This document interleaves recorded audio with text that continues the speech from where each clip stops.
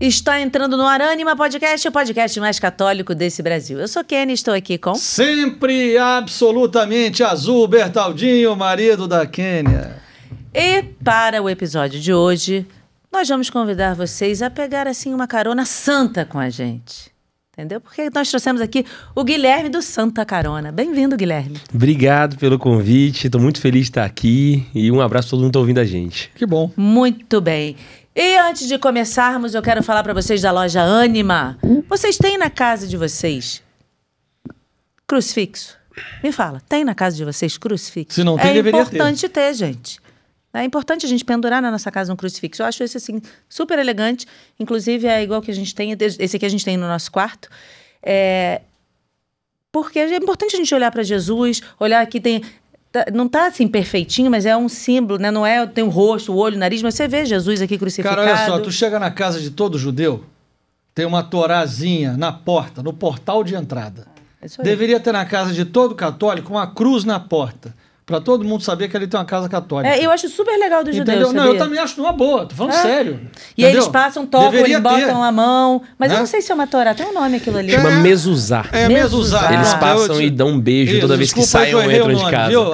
Eu não sei o nome. Mas é um trecho da Torá. Um trecho da Torá, pronto. Mas assim, às vezes na casa de um católico, nem na sala tem. É verdade. Nem na sala. Exato. Eu tenho meu altarzinho aqui no cantinho do último local do meu quarto. Mas por quê? Gente, bora, a gente tem que trazer né? o sagrado para perto de nós. Eu, por exemplo, faço questão de sempre estar com um cordão com uma medalha de Nossa Senhora. A pessoa olhou para mim, viu, olha lá, ó, tá com Nossa Senhora aqui no peito. Então é isso. Então tem na loja Ânima. Aqui. Mas só uma coisinha, antes da água benta para aspergir na casa também, você também chega na casa de católicos, e eu estou falando para católicos, com olho grego, com olho de boi, verdade, com figa. Com um monte de coisa que com não tem... copo com água atrás dentro, atrás da porta. Tesoura pendurada atrás da porta. Ferradura. Absolutamente nada que seja da realidade católica. Aquela chamada mão de Fátima, que não é de Nossa Senhora que não é de Fátima, Exato. coisa nenhuma. Entendeu? Então é preciso ter cruz, água benta, fala da água benta. Aqui, vidrinho. O vidrinho vai vazio, né? Lembra disso? Porque não pode se vender nada que esteja bento. Então, você compra o vidrinho, aí você vai encher de água, vai levar na sua paróquia e falar pro padre assim, abençoa, por favor, padre. E pronto. E aí, eu tenho um do lado da minha cama, o que eu tenho até do lado da minha cama foi o Bernardo Kister que deu de presente. Foi e o Bernardo. Aí, toda noite eu faço o sinal da cruz da minha testa. Bernardo, tá acabando, Bernardo, tá acabando. Ele trouxe uma Bernardo. aguinha cheirosinha de Santa Rita, lá de Santa Rita. Nossa. De Cássia. Em Cássia Em mesmo. Cássia. Que Que coisa. tocou nas flores que estão no túmulo lá de Santa Rita. E eu falei, gente, toda noite eu uso. Toda Num vidrinho noite. lindinho assim. Fica dali na minha mesinha de cabeceira. E é pra isso que serve. Ela passa na minha testa toda noite. E na minha também é isso. Toda noite. Toda Deus noite. abençoe meu marido toda noite. Temos também o nosso livro Fátima. Onde a gente encontra tudo isso? lojaanimaoficial.com.br. Tem aí o QR Code. Aí, o QR Code tá aí na tela que eu tô vendo. Só você entrar. Tem vários produtos maravilhosos, livros, Bíblia, enfim... Tudo como eu falei, que é pra gente trazer o sagrado pra perto de nós. E este livro aqui, contando toda a história de Fátima, é presente do Guilherme. Obrigado. Muito bem. Guilherme Muito já bem. vai na Como é que carona fala o seu lendo. sobrenome? É K2? K2. É K2 mesmo? K2. Como se fala não é o um Caio K2A, 2. não inventa. É K2 mesmo. Exatamente. Então, o Guilherme K2, ele é bacharel em Belas Artes pela Universidade Federal de Goiás. Ele é um missionário digital, ele é catequista, ele é fundador da Escola Santa Carona, um dos principais apostolados digitais de formação de leigos no Brasil. E o principal do Guilherme é que ele é casado com a Laísa e pai do Pedro Augusto. Exatamente. Qual a idade do Pedro Augusto? 10 meses. Vai fazer semana que vem. É um bebê. Então... Porque você estava para vir aqui já tem um tempo, aí ele nasceu, teve todo, não foi isso? Teve Isso. todo... Ih, tá bebê, vai ter neném, tá bebê, enfim. Mas você sabe agora... que com 10 meses, o filho, a mulher já pode estar grávida de novo. Não, e é o que a gente tá tentando, não é? É Que isso aí. maravilha. Não, aqui a gente quer muito. Vamos engrenando, né? Sabe o que eu li? Acho que tá no jornal de hoje. Um censo, de novo, e dizia daquela curva que depois de ela ser tão descendente, você não consegue puxar uma cultura de volta. Está no jornal de hoje isso. Se você olhar o número dos católicos, é de chorar. é de chorar. Evangélicos têm... Não, estou falando de muçulmanos. Evangélicos têm mais filhos do que católicos. Meu Deus. A gente tá na rabeira da rabeira. É de chorar. Atenção aí, minha gente. Bom, atenção. muçulmano nem se fala, né? Muçulmano tá lá na frente. Não, Não, muçulmano- e os católicos estão com dificuldade de ensinar a fé pros filhos também, né? Então aqueles poucos ainda vão se perdendo com o passar do tempo.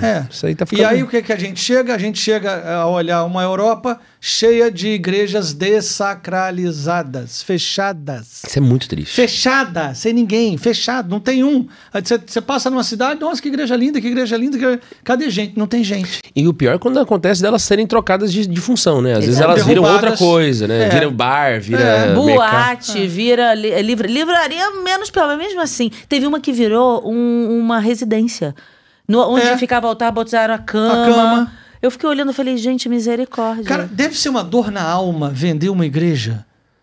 Mas assim, assustadora. Eu vi uma vez uma daquelas catedrais lindas, com aqueles bicos assim, lindas, aquelas torres belíssimas. E aquele guindaste com aquela bola de ferro, quebrando aquela torre. Eu falei, ai, gente, me deu uma dor no coração. Você entende isso?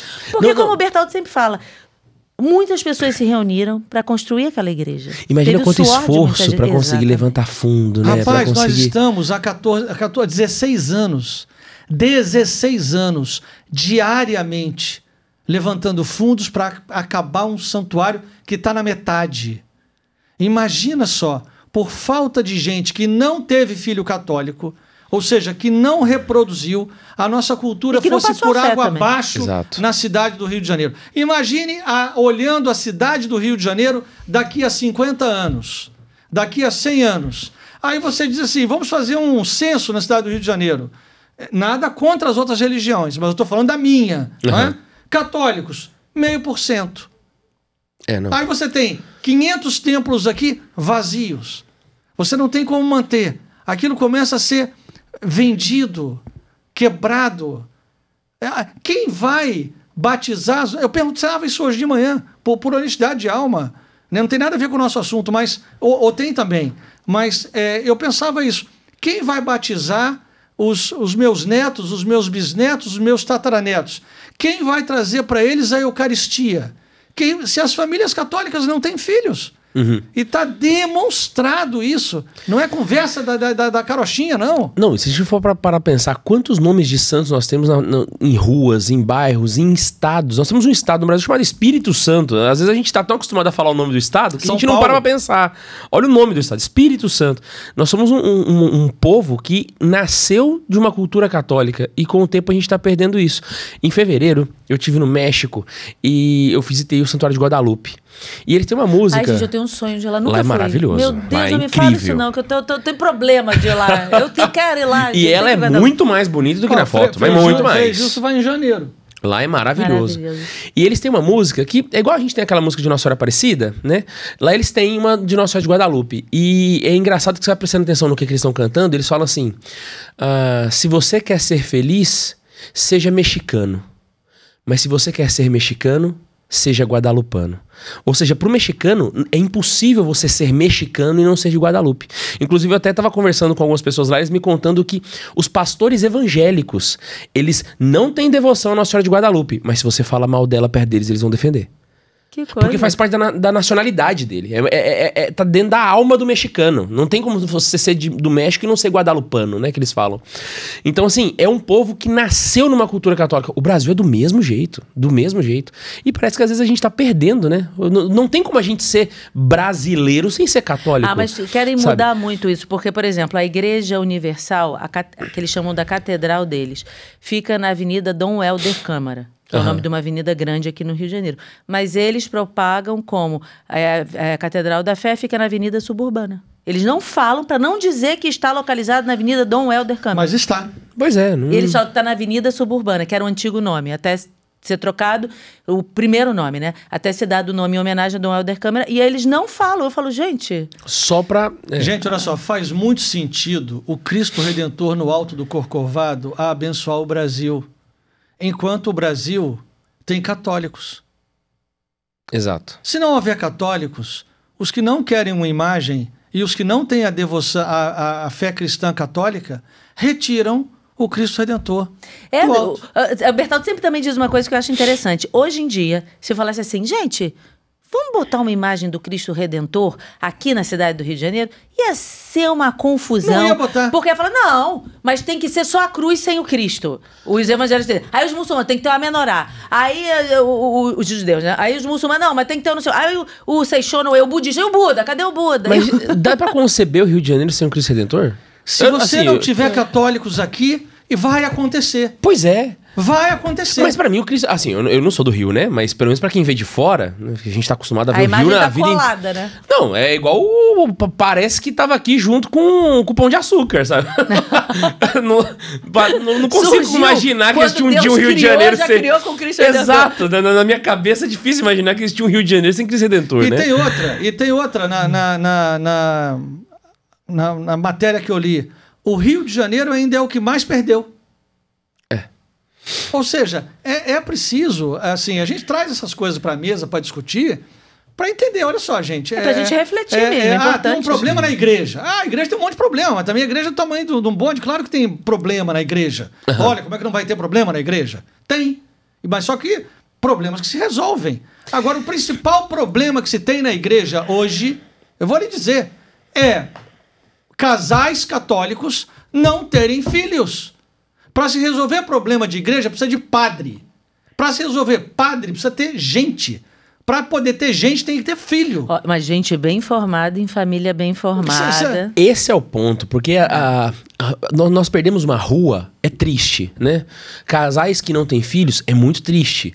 Mas eu vejo isso como o fruto ruim de uma raiz muito pior, que é a dessacralização do coração. Nós temos católicos hoje em dia que eles não conhecem a própria fé. Diria que, inclusive, a maioria desses católicos... Não conhece mesmo. Então, nós temos uma concepção, assim, de fé católica muito do que nós temos contato, mas se a gente senta com o católico mesmo para falar, me fala o que você crê, você percebe que tem alguns pontos ali que não são católicos. As pessoas, elas não... também uma fé devocional. Né? Que fica, eu amo Nossa Senhora de Fátima. Aí faz assim, Nossa Senhora de Fátima. Mas você vai perguntar a história, qual foi a mensagem que Nossa Senhora de Fátima pediu? Não sabe. Exato. Do desagravo do Imaculado, de rezar o terço todos os dias. Pra que rezar o terço todos os dias? O sacrifício serve pra quê? As pessoas não sabem nada disso. Então, assim, eles não conseguem...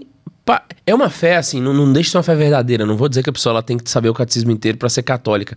Mas é uma fé muito frágil, porque na primeira a acusação que as pessoas recebem, elas não conseguem se rebater, ou então até mesmo as próprias dúvidas internas do coração delas, né? Então isso vai criando um problema crônico, porque nós vamos perdendo a fé primeiro no coração, depois a fé vai sumindo da nossa casa, que a gente não tem um crucifixo, não tem uma imagem, e aí depois a fé começa a sair da nossa rua, porque a rua começa a perder o nome, e esse é o grande ponto. O Brasil é católico não é porque o Brasil é católico, é porque as famílias brasileiras são católicas.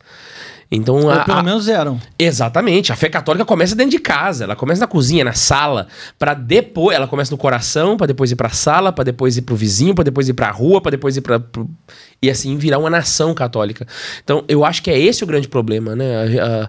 A gente está começando a ver um problema grave de algo que começou já antes ali, né? Dentro do coração dos católicos mesmo.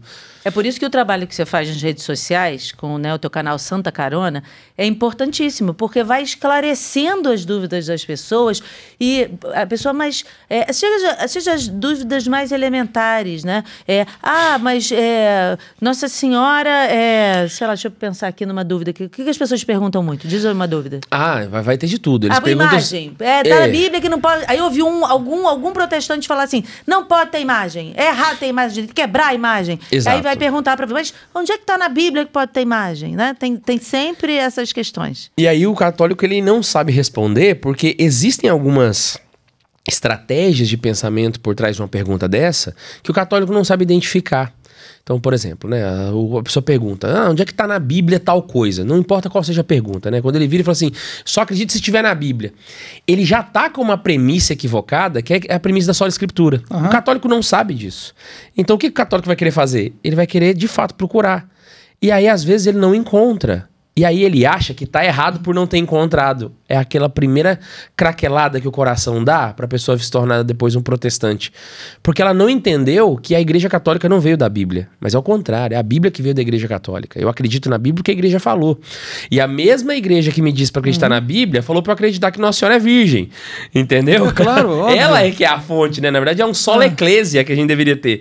Só que o católico não sabe disso. Então, no meio do caminho... E as pessoas, às vezes, elas ficam pensando, né? Às vezes a gente passa uma festa de fim de ano, vamos no Natal, tem aquele parente protestante, ele faz uma acusação da fé católica, a gente fica com um pouco de dúvida, mas depois o coração se acalma com o tempo e a vida segue. Parece besta, mas talvez na próxima vez que você se encontre no almoço de domingo aquele parente, ele vai falar de novo. E depois de novo. É um trabalho a longo prazo. Quando a gente vê em 5, 6 anos, você deixou de ser católico. Porque aqueles pequenos pontos não foram esclarecidos. Mas essa é a razão pela qual eu digo que o problema, que a gente vê um problema de formação dentro da igreja. E que para resolver esse problema de dentro da igreja, que é da onde vem, da onde essa pessoa tem essa formação? É um pastor batendo na cabeça dela e falando. Exatamente. Ok? Então, e da onde não vem a nossa formação? Da onde não tem quem nos forme. Ou tem poucos, ou deveriam ter mais, deveriam ter outros tipos de formação. É por isso que eu digo que para resolver esse problema de dentro dessa formação, as famílias precisam ter filhos. Exato. Claro que tem que ter, porque da onde nasce um padre? De uma família. Exato. Ele não nasce da chocadeira. A gente precisa de um pai e uma mãe que tenham muitos filhos, né? E ali talvez alguém tenha uma vocação. Então, se a gente não resolver esse problema dentro da família, dificilmente vai resolver o restante dos problemas. Exato, porque a família ela é a primeira catequese.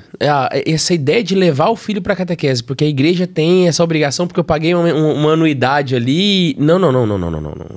Se você nunca vai ter lá em 36 aulas de crisma o que você pode ter em todos os dias de uma convivência familiar bem feita. Né? Então, o primeiro catequista é sempre os pais. E tem um outro ponto, né? As dúvidas, elas não surgem na hora da catequese, não surgem na frente do catequista. A dúvida do filho das pessoas acontece dentro de casa, quando ele tá lá no quarto, quando um coleguinha fala na escola, e aí de repente essa criança fica com essa dúvida, traz para casa, quando pergunta pro pai, o pai, não, domingo a gente pergunta pro padre. Você quer ver um negócio? Né? Você tá com o livro de Fátima. A mãe da Lúcia nunca acreditou nas aparições. Nunca. A filha dela falava com Nossa Senhora e ela nunca acreditou. A filha dela, ou seja, a Lúcia, foi de joelhos pedir a Nossa Senhora para que ela não morresse, a mãe, e a mãe não morreu, e ela não acreditava. Mas a mãe da Lúcia era uma excelente catequista. Exato. Ou seja, ela dava catequese para as crianças. Você está entendendo? Só para explicar por que a mãe da Lúcia não acreditava, né? É assim, o que é atribuído. Ela era uma pessoa que ela era catequista de toda ali a região, e ela tinha muito medo da filha estar inventando alguma história, inventando que viu Nossa Senhora e está causando um grande mal a tantas pessoas. Então, acho que a rigidez dela, de tanta seriedade, de ser uma pessoa tão séria, de transmitir a fé, era tão grande, que ela falava assim, não, isso é inadmissível.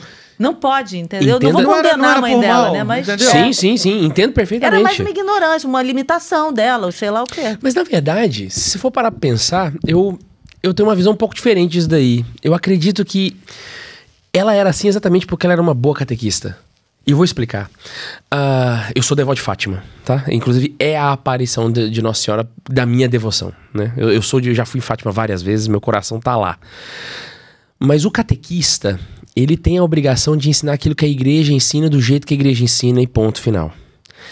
Então, as devoções particulares que nós temos, né, Fátima, Aparecida, né, são devoções particulares, elas são de fé facultativa dos fiéis. Não sou daqueles que acreditam que as pessoas não devam acreditar, muito pelo contrário, né, entrega o coração para Fátima, né, entrega o coração para Nossa Senhora. Mas o zelo pastoral faz com que a pessoa tenha esse Sim, foi o que eu falei, essa rigidez de acertar. Até porque a igreja acho que a palavra é muito boa que você está usando. Exato. É um zelo pastoral, exatamente isso. Então, assim, eu acho que é uma postura de um catequista que está preocupado com os seus catequizandos, de fato, né? É claro que depois, né, ela faleceu sem acreditar. Sim. Foi, né? sim. É claro que depois da morte ela percebeu que depois da não morte era o caso, né? Não foi bem isso. Mas assim, era um zelo muito grande que eu sinto falta hoje nos catequistas. Porque você estava falando aí, né? Hoje nós temos poucos catequistas. E não estão tão preparados. E os que estão hoje, às vezes, não são tão bons. Então, catequista estava lá falando do dia do índio. Você tem muito catequista com boa vontade, vai lá na escola, vai lá na escolinha e tudo. Mas são pessoas que têm a boa vontade, mas não têm uma formação. Exato. Eu já tive catequese que, misericórdia, quando era pequena. Que era aula de brincadeira, aula de desenho. Mas é esse o problema, né? Então, assim... Eram pessoas incríveis, como pessoas. Mas não tinha essa... Acho que faltava um pouco da formação nelas mesmo. Então, imagina só, por exemplo, um catequista que não tem essa formação diante de um impasse tão grave quanto a aparição de Fátima quando foi na época, né? Esse catequista, ele seria levado pela conversa da maioria. Mesmo que fosse correto, ele não tá indo de fato por um encontro da verdade, mas porque tá todo mundo indo. Entende aqui o problema? Então, essa falta de zelo, que às vezes pode parecer muito zeloso para quem pensa olhando para trás, na época não seria tão zeloso assim, né? Esse cuidado eu sinto que falta nos catequistas hoje em dia. Então, por exemplo, muitas pessoas me perguntam sobre Medjugorje. Então, sempre vem as perguntas sobre Medjugorje. Eu tenho minha opinião sobre Medjugorje? Tenho, né? Qual é? Não importa. Ninguém perguntou a minha opinião sobre Medjugorje. O que importa é o que a igreja falou sobre Medjugorje. Então, até a igreja soltar aquelas notas, né, sobre os frutos de Medjugorje, o que eu respondia era o que a igreja ensinava. Gente, não existe aprovação eclesial, ponto. Você pode até dizer que Nossa Senhora não apareceu ali ou não aparece ali. Mas você vai precisar explicar porque tanta gente vai ali e se converte. Não, as pessoas podem acreditar? Podem. Mas eu sou catequista. Qual que é o meu trabalho? O meu trabalho é dizer, gente, a igreja não reconheceu. Significa que eu não posso ir em Medjugorje? Não, você pode ir. Né? Você pode rezar em Não, mas alguém lugar, tem que explicar aquele troço. Exatamente. Mas foi o que a igreja sabiamente fez. Ela falou, olha, tem frutos. Tem, óbvio. Quem não admitiu o fruto dali é doido. Não podemos dizer que aparece, mas tem frutos bons. E esse zelo catequético, voltando aqui no caso do Brasil, eu acho que é o que falta no catequista. Aquele ponto de perceber, eu preciso estudar direito, eu preciso estudar bem e eu preciso morrer dentro da minha catequese. Então, dentro da minha catequese não é aquilo que eu acredito, não é aquilo que eu gosto. Mas ele tem facilmente isso? Não tem. Tipo assim, olha, tá bom, olha só, eu fui catequista há muito tempo. E depois da catequese de criança, de adulto, da crisma e tal. Mas hoje, digamos, Bertaldo chegou aqui hoje, pô, olha, eu tô aqui disposto, tal, eu podia dar uma ajuda aí, e tem aula de catequese? Olha, posso dar uma catequese, tal. Começo por onde? Exato. Aonde está esse manual? Que eu disse, cara, deixa eu pegar aqui, eu fazer esse curso aqui, nem que seja online, bem formado, bem feito, e agora eu tô melhor para poder ir falar para as crianças. Hoje, se você for pegar uma fonte oficial, existem iniciativas, a Escola Santa Carona faz isso. O nosso trabalho é esse, formar católicos e formar catequistas, né? Bertaldo, eu já conheci pessoas que chegaram em mim e falaram, Guilherme, eu sou catequista há 15 anos e eu não sabia que existe um catecismo. Foi você que me mostrou. Eu já ouvi esse testemunho. Me corta o coração. Uma pessoa que deu 15 anos de catequese, uma pessoa, gerações, se ele deu uma catequese de crisma, talvez a pessoa já está casada já. Ele não sabia que existia o catecismo, que era onde estava o conteúdo que ele precisava ensinar. Percebe o nível de desconhecimento? Não estou dizendo que as pessoas são culpadas, tá? Porque se ninguém avisa elas disso, não tem como elas ter uma bola de cristal também, né?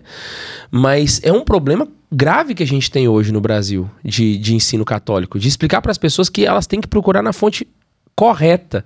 Não é acreditar em mim, não é acreditar em vocês, é acreditar na igreja e em quem está ensinando aquilo que a igreja ensina. Exatamente. Esse problema, ele é um... É porque assim, né? Quando nós falamos que é um problema do Brasil, você imagina que a gente aqui tem as imagens peregrinas que andam o Brasil, né, como o Santuário de Fátima tem, então a gente tem aqui também para poder facilitar a entrega das imagens. Fátima não entendia a razão pela qual nós precisávamos ter mais do que uma imagem aqui. A gente precisa ter uma 13. Imagem peregrina. Uma imagem peregrina. Sabe como ele entendeu? E entendeu bem? Entendeu o seguinte, eu disse, olha, uma imagem minha, eu estava com 7. Uma imagem minha hoje, eu fiz uma analogia para se entender. Está em Portugal, a outra está na Espanha, a outra está na França, a outra está na Itália, a outra está na Alemanha, a outra está na Rússia. Entendeu, amigo? Então é por isso que eu não consigo ter uma imagem só. Pelo tamanho do Brasil. Quando você coloca numa dimensão de país, como se o Rio de Janeiro fosse um país, São Paulo fosse outro, e o Espírito Santo fosse outro, e vamos embora. E cada um é um país, como era a Europa. Você começa a entender a dificuldade de resolver um problema desse.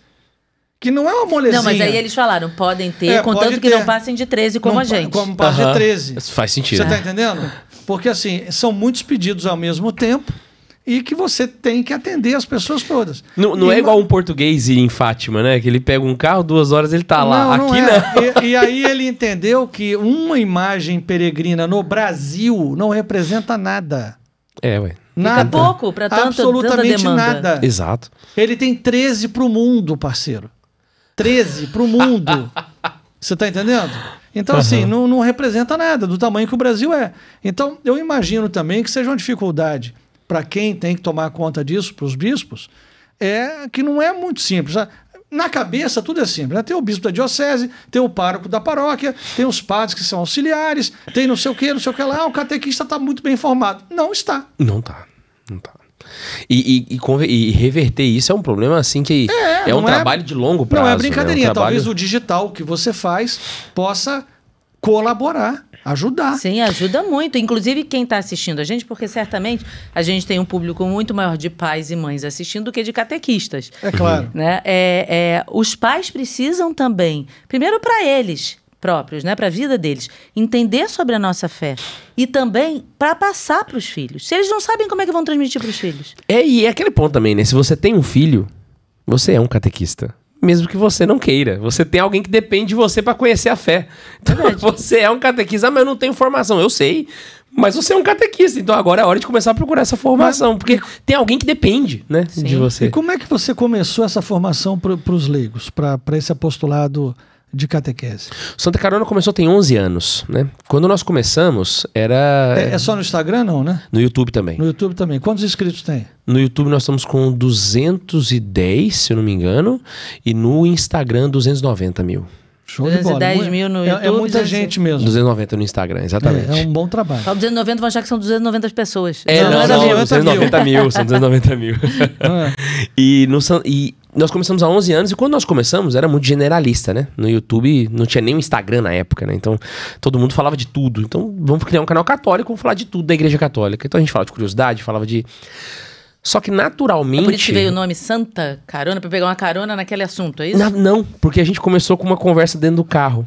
Era como se fosse um táxi do Gugu de Jesus. Era uma coisa nesse... Vocês gravavam no carro? Exato, a gente fazia entrevista dentro do carro. E aí a gente fazia entrevista com artistas, com missionários, com pessoas da minha paróquia. Né? Começou assim. Carro parado ou andando? Andando. Uma coisa do... Tinha um negócio do Gugu assim mesmo, não tinha? Tinha, a analogia foi por causa disso. Tinha um táxi, mas o Luciano Huck tinha uma coisa assim tinha, também, né? Não foi por causa deles, não, mas só o pessoal poder... Luciano te copiou, cara. Eu acho que o dele veio depois, inclusive. Ele viu Santa Carona e falou, olha aí que ideia boa é essa. E aí, quando nós começamos, a gasolina ficou muito cara. E era muito perigoso também, né? A gente gravava andando. Teve uma vez que eu quase matei o Thiago Brado, coitado. A gente passou num quebra-mola e... Mas você botava o quê? Um celular? Era. Eu gravava com um celular, um Moto G1. Isso que eu perguntava, porque há 11 anos atrás... Era horrível. Imagino a gravação que não era. Não, às vezes dava errado. Às vezes a gente gravava programa, quando ia lá não tinha nada gravado. O celular esquentava. Era horroroso, horroroso. Mas aqui também já foi assim, tá? Fica tranquilo. Faz o processo, né? A gente começa do jeito que dava. Só que com o tempo, nós começamos a receber uma quantidade muito grande de dúvidas sobre a fé. E eu já era catequista desde antes, né? Eu já era catequista na minha paróquia. E aí a gente começou a tratar dessas dúvidas, né? Esclarecer um ponto aqui, esclarecer um ponto ali. Nós paramos com os programas no carro, começamos a contar algumas histórias, né? Então, por exemplo, né? O terceiro segredo de Fátima, né? Qual é a real história? Porque tem tanta coisa que o pessoal fala, né? Tinha na fonte primária, procurava, contava. E contou certinho? Porque de Fátima a gente entende aqui. Não, contei. Pegamos aquele documento do Ratzinger. Ele é bom professor. Você viu que é um segredo em 3 partes. Exatamente. Não é o terceiro segredo. Não, sim. Ele tá dizendo como as pessoas falam, né? Exatamente. Um segredo em 3 partes. Mas é porque se eu falar desse jeito, ninguém vai entender nada, né? Então, eu preciso chamar minha atenção. Tem que fazer a conexão. Eu tô concorrendo com o Felipe Neto ali, cara. Eu tenho que colocar o terceiro segredo de fato. Tem toda a razão. Eu tenho que fazer o meu marketing, senão ninguém vai assistir. É verdade. Ué, tá igual a gente. Se você pegar na capa desse livro, lê o que tá escrito. Fátima, o que tá escrito logo embaixo de Fátima? A biografia da santa que apareceu. Parou. A biografia da santa. Nem a biografia, nem santa. Exatamente. Nossa Senhora não é santa. Aí eu fiquei com um dilema total disso. Eu falei, gente... Mas, porque o livro foi feito, uma série da editora Globo. Uhum. E aí eles falaram, aí eu falei, mas não tá, Nossa Senhora. O tempo todo eu falava com a editora, não é, Nossa Senhora não é santa. Entenda bem, Nossa Senhora é mais que santa. Então, todas as vezes que eu escrevi o texto dentro, aí eles me davam como sugestão assim, santa disse. Eu falei, não é santa. Pode ser a Mãe de Deus, a Virgem Maria Santíssima, ou qualquer coisa. Menos não vou botar santa. Só que aí na capa eles pediram muito, por favor, Kenny, olha só, é toda uma coleção. Eu falei assim, cara, mas tá errado. E a coleção sempre era a biografia do santo. Aí eu cheguei, sei. Aí tem um bispo que acompanha a gente, aí eu cheguei pra ele e falei assim, Dom Edson, olha só o que tá acontecendo aqui, o que eu faço? Aí ele olhou, ele falou assim, Kênia, olha só, vamos fazer o seguinte, deixa com uma licença poética aqui na capa para não dar problema pra coleção deles e dentro do conteúdo tá tudo certo. Aí eu falei, então tá bom, pronto, mas tô igual você. É isso aí, às vezes você tem que fazer alguma coisa, pra concorrer lá você com o Felipe. o vídeo já mete... Terceiro segredo de Fátima. É isso aí. Porque é o que a pessoa vai clicar. O cara clica e você diz, ó... Terceira parte do segredo. Agora deixa eu dizer pra você a verdade dos fatos. Vem cá. Aí quando a pessoa entra no vídeo, aí não, agora vamos te explicar. Aí tá, vamos explicar, isso, entendi. Boa, inteligente. Porque senão não vinga, né? E aí começou a chegar várias perguntas, e a gente começou a tirar essas dúvidas.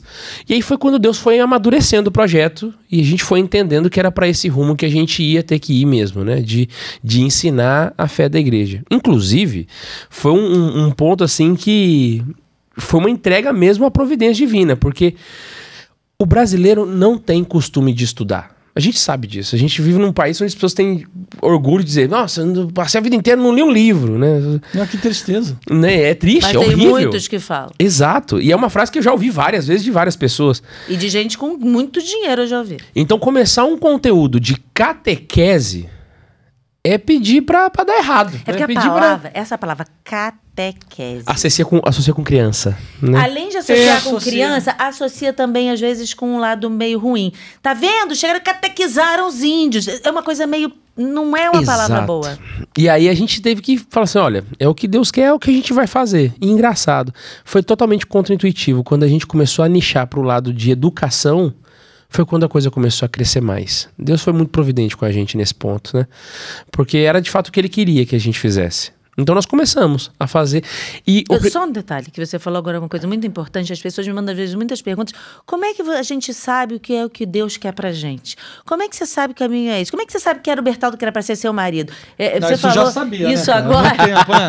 Mas é pra dizer exatamente isso. Você foi caminhando, você foi fazendo seu conteúdo e você foi percebendo. Quando você entrou por essa partida de educação, as portas foram se abrindo, as pessoas foram chegando, as coisas foram acontecendo. Então, pelos frutos, você falou, é isso que Deus quer. Exatamente. E é sempre indo para um rumo onde a gente não planejava. Quem tá em casa que fica, como é que eu vou saber o que Deus quer para mim? É Exato. pelo fruto. Você vai percebendo que a coisa tá indo para um rumo que parece que, assim, você não planejou aquilo. Não era o que quando eu comecei o Santa Carona, a gente não pensou em fazer uma escola de catequese. A gente pensou em criar conteúdo pra internet. Era um canal no YouTube.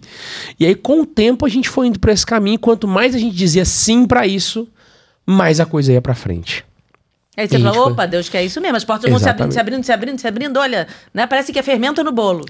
Então, eu percebo muito... Eu fico pensando, né? Se nós fizéssemos, sei lá, um Rosário da Madrugada, né? Não ia dar ninguém.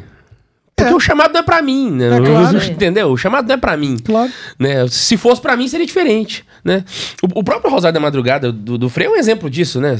Que lógica que tem. Vou rezar um rosário 4 horas da manhã. Vai dar... dormindo. O Frei me disse isso. Eu falei assim, Guilherme, eu achei que não ia dar ninguém. E eu pensei, Frei, eu também acharia. É a lógica, né? Vai ter 2 pessoas, minha mãe e minha tia lá rezando comigo. Mas não, quantas milhões de pessoas. Quando Deus quer, a coisa vai. E aí, quando a gente foi percebendo isso, aí nós começamos não somente a dizer sim para isso, mas começamos a fechar as outras portas. Falei, não, é isso aqui que a gente vai fazer. Então vamos começar a focar naquilo que Deus quer. E tem mais ou menos, acho que 6 anos que o Santa Carona é exclusivamente uma escola de catequese. Nós fizemos um curso chamado Catequese com Farofa, que é uma leitura dinâmica do catecismo. Nós lemos o catecismo inteiro, todos os 2.865 parágrafos, um a um, explicando um por um para as pessoas. Qual foi o contexto que foi escrito? Mas separado de que jeito? Em aulas. Nós pegamos alguns capítulos do catecismo, são 150 aulas. E aí nós vamos pegando parágrafo por parágrafo, exatamente para que a pessoa possa ir lendo. Esse curso ainda dá para as pessoas acessarem? Está disponível. Ah, que legal. E como é que as pessoas acessam? Entrando no teu perfil? Hoje nós abrimos turma para ele, né? Nós abrimos 4 turmas por ano. As aulas não estão gravadas? Elas estão gravadas. Elas ficam disponíveis na plataforma. Só que aí nós temos turmas porque nós temos um serviço de tirar dúvidas com um teólogo profissional. Então, as pessoas, elas têm dúvidas, a gente precisa, não é só toma o conteúdo e se vira, né? Então, para conseguir atender, nós organizamos assim. Interessante, eu gostei muito disso. E foi o que conseguiu sustentar o Santa Carona. Foi o que fez o Santa Carona... Hoje a maior parte do nosso conteúdo é gratuito, né? É o conteúdo que a gente faz pro Instagram, pro YouTube, mas nós temos essas partes de conteúdos, né? Hoje nós começamos não é um curso, é um clube de leitura da Sagrada Escritura, chamado Vox Fidei. Nós estamos fazendo a mesma coisa com a Bíblia agora. Do Gênesis ao Apocalipse, versículo por versículo, explicando o contexto histórico, explicando como... para as pessoas poderem entender, porque às vezes a gente vê lá, né, tá lá falando na Bíblia do templo de Talmuz. O que é Talmuz? Né? Por que esse Deus é tão importante ser citado aqui?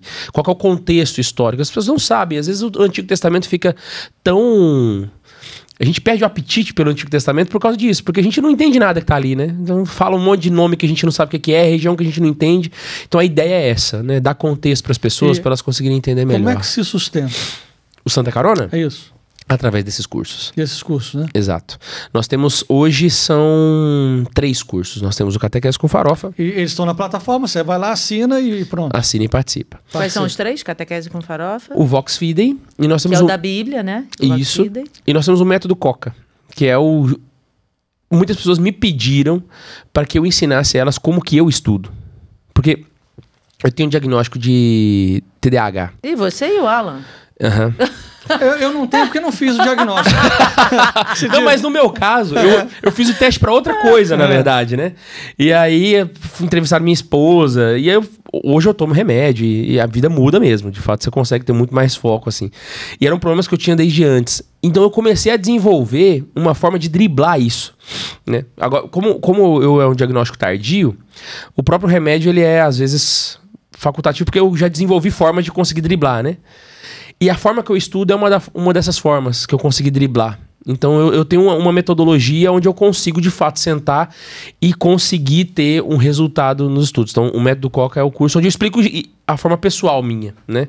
Pô, mas isso é muito amplo, o Método Coca. Você pode ensinar esse método para qualquer... Independente da religião, da pessoa, da fé. Porque você está ensinando como é que a pessoa dribla ali o TDAH dela. Na verdade, eu estou ensinando a pessoa a conseguir assimilar qualquer tipo de informação. Porque às vezes as pessoas até estudam, mas elas não conseguem gravar, né?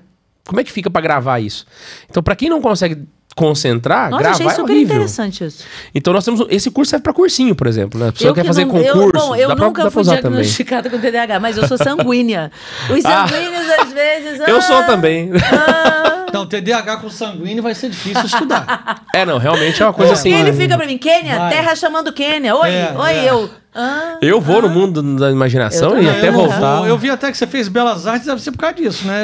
Eu sou avoado. Olha, fica... Eu passo em museu em 2 minutos. Sério? Ele é colérico. Ah, não. Eu, amigo, em 2 minutos ele eu passo em museu. Museus. O colérico não... Falta poesia na vida do colérico, né? Não. Falta. Eu no museu agora, a gente teve com os nossos filhos agora em fevereiro em Roma. E eu lá no Museu do Vaticano parava, olhava. Eu já tava na última. O meu filho mais velho gosta também. Ele é melancólico. Quando eu vi, cadê Bertal? Eu tava lá na última. Eu falei, gente... Pelo amor de Deus, não degustou, né? Já vi. Bonito. Fui. Que é isso, cara? Meu Deus, dá um abraço nele. Que é isso? Você é louco. Bertaldo, eu fui... Eu e a Maria Antônia também. Maria Antônia, pai, já vi, né? E bonita essa estátua, bonita essa também, vamos lá. E eu e o mais velho, assim, nossa, que interessante, olha o ângulo, olha não sei o quê. Bertaldo, deixa eu te contar, eu fui no Louvre. Eu também fui. Não, mas só, ó. Passou igual uma bala também. Não, tá errado, você tá errado, Bertaldo. Olha só, olha aqui. A maior decepção, a Mona Lisa é menor do que isso aqui, cara. Não, isso aí de fato. A Mona Lisa é pequenininha. Mas, Bertaldo, eu fui lá naquela seção egípcia, eles têm uma múmia lá que ainda tá no linho, né? Ainda tá enrolada. Tu ficou vendo as tiras? Não, mas não é um negócio de dar na tira. Você não pega o subtexto do negócio. Não pega o subtexto. O cuidado. Ele é assim, ó. Sabe o que me veio na cabeça quando eu cheguei ali? E tem a ver com o que a gente tá conversando, por isso que eu falei, eu vi aquela múmia com um cuidado, porque às vezes a gente pensava que a múmia era só enfaixada, né? É um crochê, irmão, aquilo ali. É um feito negócio, assim? O negócio, ele entrelaça, ele tem um negócio no rosto, trama, assim, é né? lindo a trama do linho. E eu pensando, pra um cadáver que ia ser enterrado, olha o senso de vida pós-morte que esse povo tinha. Olha o senso de que existe uma dignidade nessa pessoa.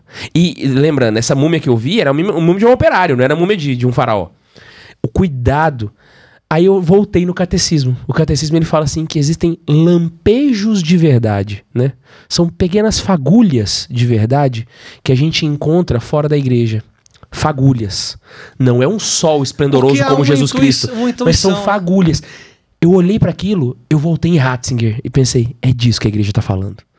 É uma fagulha. Quando este homem morreu, acreditando que na vida pós-morte ele ia ser julgado e que o coração dele ia ser colocado numa balança junto com uma pena, e se o coração dele pesasse mais que a pena, Anubis comeria aquele coração. Olha o que ele tá pensando. Existe uma vida após a morte, existe um juízo logo depois que eu acabo de morrer, e se eu não tiver um coração leve como uma pena, eu sou condenado. Isso é um lampejo de verdade. Isso aí é o que a gente vai depois ver com a revelação divina de Nosso Senhor Jesus Cristo na Igreja Católica. E aí ver esse sol que bronzeia a pele, sabe? Eu rezei na frente daquela múmia, irmão. Eu cheguei ali e eu falei, cara... Ele tem uma alma poética. Aquilo é lindo. Guilherme, adorei isso, muito vez... obrigada. Eu entrei no... Obrigada por isso, porque este homem... colérico, pá, tá visto? Sim, senhor, cara, não aguentava mais ver Tutankhamon. Não dava pra ver mais. Tutankhamon. Eu não aguento mais. Agora não, a próxima vez que eu gostando imensamente. A próxima vez que eu parar numa múmia ali, né, a gente você vai ver os lampejos. Não, eu vou parar, vou achar o linho, vou tentar me controlar. Não, mas tá tranquilo. Mas é porque a fé católica, ela ensina a gente... E detalhe, isso é uma coisa que a gente aprende com o catecismo. Ele muda a forma como a gente enxerga o mundo. Eu digo que, depois que eu estudei pra valer, o mundo ficou mais colorido pra mim, né? Porque você começa a perceber que existem traços de verdade onde parece que... A gente tá lançando um livro agora, chamado Catequese dos Super-Heróis. Que é um trabalho exatamente... Catequese? Dos super-heróis. Dois super-heróis? Ele é um trabalho do Carlos Neiva, que é um professor nosso lá do Santa Carona, onde ele tenta encontrar esses lampejos de verdade nos quadrinhos. Não do cinema, mas o original dos quadrinhos. Então, um herói, para ser um herói, ele tem que ter virtudes. Como é que eu consigo encontrar esses traços de virtudes cardeais num Homem-Aranha, num Batman, né? Então, legal pra caramba isso. É um livro maravilhoso, assim. Eu fiquei muito feliz da gente ter feito isso, né? Porque é encontrar essa verdade para além, né? Às vezes a gente coloca na nossa cabeça que Jesus Cristo está dentro da igreja, e de fato está. Mas a gente às vezes tem que olhar para um São José Maria Escrivá, que olha pra gente e fala: amar o mundo apaixonadamente. E encontrar Jesus não só dentro da igreja, mas para além dela, né? Onde a gente parece que ele não tá. E aí você transforma a sua vida inteira numa presença divina. Isso é fenomenal. Você conseguiu fazer dessa estrutura que Deus te deu algo que tem, assim, tem uma certa engrenagem de estudo que pode ajudar muita gente a dar a volta por cima, a entender a sua fé de forma diferente. Exato. E também a falar com pessoas que não estão na fé. Sim. Trazer a pessoa para que é aquela margem ali, né, do missionário, que às vezes ele tem que sair da onde a gente está acostumado, ali da paróquia, mas ir em missão, ir ad gentes, né, ir para fora, para pegar a pessoa que não está dentro da igreja. É o que nós fazemos aqui, na Ânima. Exatamente. A Ânima não tem missão de falar para dentro da igreja. Isso eu reafirmo todos os dias para a equipe aqui. Quem tem a missão para falar para dentro da igreja é a Tarde com Maria. A Tarde com Maria é pastoral. Ela vai falar para dentro da igreja. Ou seja, para quem já está sentado no banco. A Ânima tem uma missão de ir pescar no mar aberto. E trazer as pessoas que estão lá para dentro. E a gente vê os frutos disso quando a gente recebe mensagem das pessoas dizendo que a partir do podcast Ânima, eu era católico de IBGE e voltei para a igreja. Eu era evangélico e voltei para a igreja. Eu era ateu, eu era, sei lá, não era nada e voltei. Meu marido está se convertendo, não sei o que lá. E eu falo, que legal. Porque as pessoas vão no caminho, eu estou viajando, eu escuto os episódios. Agora tem um segundo que me mandou que no trator, fazendo o arado lá da terra, ele ficou vindo. Então, eu tô na academia, tô cozinhando, tô passando roupa, tem diversas situações. A pessoa fala, tô ouvindo o episódio, vai dividindo o episódio, assim, ou escuto 20 minutos na ida, mais 20 minutos na volta do caminho, mais não sei, e vai ouvindo o conteúdo e aquilo vai entrando, vai transformando a pessoa. É assim que o espírito age, né? É isso aí. Esse trabalho, né? Isso é maravilhoso. Você encontrando que o pessoal às vezes fala assim, a gente tem... Vou formular a frase, né? Às vezes quando as pessoas têm uma consciência moral muito mal formada, a gente costuma colocar as coisas muito preto e branco. Tal coisa é de Deus, tal coisa é do capeta. Tal coisa de Deus, tal coisa do capeta. A moral, ela é uma das áreas mais complexas da teologia exatamente porque as coisas não são assim. Existe um mundo cinza no meio do caminho para você conseguir identificar de fato o que é. Então eu vejo muitas pessoas... Quando eu comecei na internet era isso, né? Eu comecei a evangelizar na internet, o pessoal, mas na internet? Porque vamos parar pra pensar. A gente tinha o Santa Carona e no YouTube tinha o PC Siqueira, o Felipe Neto e o Caio Moura. Misericórdia. O que a pessoa pensava? Esse menino tá fazendo gracinha, ele tá... Nada a ver, né? Ele tá viajando na maionese. Sabe quando foi que as pessoas começaram a levar mais a sério o nosso trabalho? Quando a pandemia. Quando as paróquias começaram a ter que pedir pro pessoal seguir pra poder conseguir 1000 inscritos pra transmitir a missa. E aí o pessoal começou a ver, não, peraí, a internet realmente é um lugar sério. É um lugar que... E aí a gente começa a colher esses testemunhos de pessoas que não teriam contato com a fé se não fosse assim. A gente tem um caroneiro, o nome dele é João. Um caroneiro é alguém que segue a gente, né? São os nossos alunos. Ele conhece a família dele toda espírita, ninguém era católico, ninguém. Não é assim, eu tenho uma tia longe, não. Todo mundo espírita. Ele conheceu o Santa Carona através de um vídeo, se interessou, começou a assistir uma série de conteúdos, Deus falou no coração dele, ele se converteu à fé católica, e aí ele me mandou porque ele estava com uma dúvida. Porque ele falou assim, Guilherme, eu não conheço ninguém na paróquia. Eu vou na igreja, eu sento no último banco, eu participo da missa e volto. Toda a minha vida católica acontece na internet. Através do nosso servidor. A gente tem um grupo numa rede social chamado Discord. A gente tem um servidor lá. Ele conhece todos os católicos da vida dele, a vida paroquial, entre aspas, dele, acontecendo na internet. Ele nunca teria conhecido o evangelho se não fosse por esse meio, né? E a gente começa a perceber, opa, a internet está indo em lugares que a igreja não ia. Porque ela não bate na porta, ela entra dentro da casa. Ela entra dentro da casa com uma thumbnail bem feita, que a pessoa clica e assiste, né? E aí a gente começa a perceber a graça que está em apostolados como esse. Mas há gente de dentro da igreja que nos critica muito. Por conta do trabalho... Por conta do trabalho digital. E isso que você está falando é uma verdade. Eu hoje tenho muitos alunos de um curso que eu fiz de como rezar o terço, é o terço sem complicação, e assim... 99,9% nem católico talvez era. E está rezando o texto todo dia. Só que às vezes tem gente católica dentro da igreja, nossa, coisa horrorosa, está vendendo curso de texto. Não, olha só, um livro custa para poder imprimir. Um curso digital custa para poder manter. Né? Uma Bíblia custa para você poder fazer. Então, eu tenho muito conteúdo gratuito. Esse daqui é gratuito. O conteúdo meu na Tarde com Maria, eu faço novenas e novenas e novenas e novenas. Você quer rezar comigo? Perdão. É gratuito, não tem problema nenhum. Agora, um curso que tem que ficar num servidor, não tem como. E tem muita gente que diz, nossa, mas vocês estão fazendo isso, estão fazendo aquilo. E de novo, o hater, ele não bate bem em hora nenhuma, porque ele não lê o que está escrito, aí ele reclama, e embaixo vem um monte de gente reclamando sem ler o que está escrito. Ou seja, as pessoas nem leem, elas só reclamam. Sabe aí o que eu faço? Eu não leio comentário. Eu também não leio comentário. Eu só respondo direct quando me mandam, no meu privado. Eu respondo todos. Não da Tarde com Maria, a gente responde também, da Ânima. Muitas vezes sou eu, Bertaldo, às vezes é a social media que responde. E no meu privado sempre eu respondo. Mas o comentário nos vídeos, eu falei, eu não leio também. Comentário assim no Instagram, daquele que fica ali. Aí tem uns malucos que andam falando umas bobagens. Eu falei, cara, pra não ficar com raiva do indivíduo, não pecar de raiva ali, eu falo, não vou ler. Acabou. Eu já entreguei pra Deus também. Nossa. Eu posto e deixo... E deixa o pau cantar. Exatamente. Isso porque aí. não... ano passado eu comecei a deixar de seguir o pessoal pra... Eu entro no meu Instagram, tem só o post do Papa, acabou, sabe? Porque... Aos poucos, aquilo tava fazendo mal pra mim, sabe? Era treta atrás de treta. Seguir as pessoas vendo as brigas, né? E aí aquilo vai me deixando assim com agonia. Eu tenho um perfil onde eu sigo as páginas católicas que eu gosto. Mas é um perfil que ninguém nunca vai saber qual que é, entendeu? E aí eu vou acompanhando ali. Mas no Santa Carona, eu entro, posto, é nóis e... E pronto, é isso aí. Exatamente. Porque vai vir... Assim, E muito vem dessa falta de formação também, né?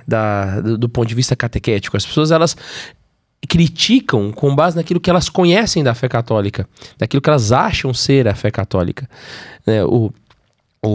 Acho que é Fulton Sheen que dizia, né? Esse cara é maravilhoso. Ele dizia assim, eu conheço uma dezena de pessoas que não gostam da igreja, mas conheço milhares que odeiam aquilo que elas acham ser a igreja, né? Da visão que elas criaram. E eu acho que o inverso também é verdadeiro. Eu conheço 10 pessoas que são católicas, mas conheço milhares que acreditar na igreja, porque elas criaram uma igreja na cabeça delas, né? É necessário purificar essa fé também aos poucos. Quando eu fui na jornada em 2011, isso foi um dos grandes pontos assim, de virada na minha cabeça para esse sentido. Jornada de onde? De Madrid. Eu fui em 2011 para Madrid e nós visitamos Roma. E quando eu visitei Roma, lá tem muitos obeliscos, vocês devem ter visto, né? Vários obeliscos, nenhum deles é cristão. Sim. Todos eles são pagãos, egípcios. Inclusive o que está na Praça São Pedro. Exatamente. E quando você chega O da lá... Praça São Pedro, Calígula, de onde é? Agora O da Praça São Pedro é o mais novo, porque na verdade ele não era de Roma. Não era de Roma. Ele foi, sim, ele foi levado. Trouxeram sim. ele, né? Mas acho que é de Calígula aquele, não é não? Eu não sei. Agora esqueci, eu já aprendi, agora esqueci. E eu lembro que eu via aqueles hieróglifos, né, nas colunas. Qual sentido faz isso? E no topo dela tinha uma cruz. E aí eu fui ler, né? Pra entender. Que coisa é essa? Porque na minha cabeça, esse negócio pagão, esse negócio aí tá tudo cheio de capeta, né? E aí eu comecei a perceber, não, a igreja a vida inteira reconheceu aquilo que é bom, belo e verdadeiro. E ao invés de destruir, ela batizava. Ela colocava uma cruz em cima. E aí, uma vez na reflexão, a gente parou pra pensar, não é isso que ela faz com todos nós? Quando nós nascemos, o que a gente é? Um pagão, miserável, sabe? Uma coisa horrenda. Deus pega e fala, você é um filho de Deus, você é a imagem e semelhança, vem cá que eu vou te batizar. E do mesmo jeito que ela batiza os homens, ela batiza também a literatura, ela batiza também as artes, ela batiza também a música. E aí ela vai trazendo para a igreja. Por isso que é tão difícil para as pessoas perceberem quando a gente faz, né? Igual vocês falando aqui, né? O uso da internet, mas que coisa, né?